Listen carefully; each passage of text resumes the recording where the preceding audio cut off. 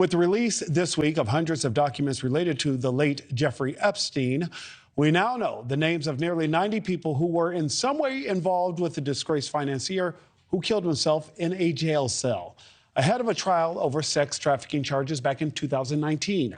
Among those mentioned most often in the 900-plus pages unsealed by the court, prominent lawyer Alan Dershowitz, along with former President Bill Clinton and Britain's Prince Andrew. Correspondent Laura Ingle is live for us. Laura, we have all these names now, but what happens next? Because I do believe that the names in and of themselves were salacious, but just being named in those documents doesn't constitute the charge of a criminal conduct, right?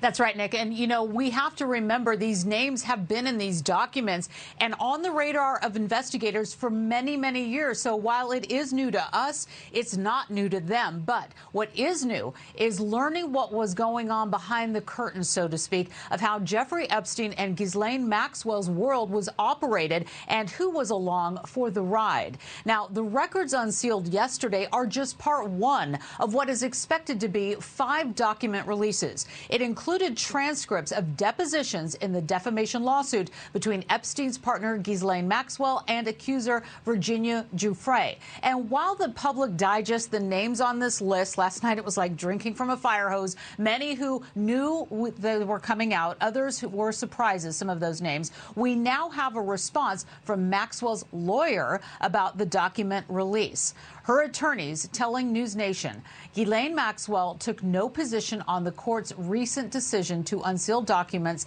in Giuffre versus Maxwell, as these disclosures have no bearing on her or her pending appeal. Ghislaine's focus is on the upcoming appellate argument, asking for her entire case to be dismissed. She is confident that she will obtain justice in the Second Circuit Court of Appeals. She has consistently and vehemently maintained her innocence. Now, we see through the depositions that were listed here that while many of the high-profile people who visited Epstein's luxury properties may not have known there was an alleged sex trafficking ring going on around them, the people who worked for Epstein gave insight into some of the operations, including taking underage girls on shopping sprees to buy them, quote, anything they wanted, and also being told to stay quiet. One employee told investigators when he left his job, Maxwell threatened him. A part of that transcript reads, I have to say something. Mrs. Maxwell called me and told me not to ever discuss or contact her again in a threatening way.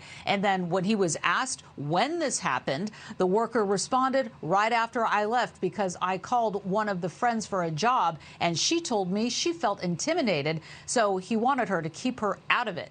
Now, we are working on getting statements from some of those that were mentioned. Former President Bill Clinton, who is mentioned in the document several times, who is not accused of any wrongdoing, is currently in a small town in Mexico. We're trying to reach him. We'll bring you more as it comes to us in the newsroom. Nick? Laura Ingle with the very latest. Laura, thank you so much. Thank you for watching. Go to newsnationnow.com to find NewsNation on your television provider. And don't forget to click the red subscribe button below to get more of NewsNation's fact-driven, unbiased coverage.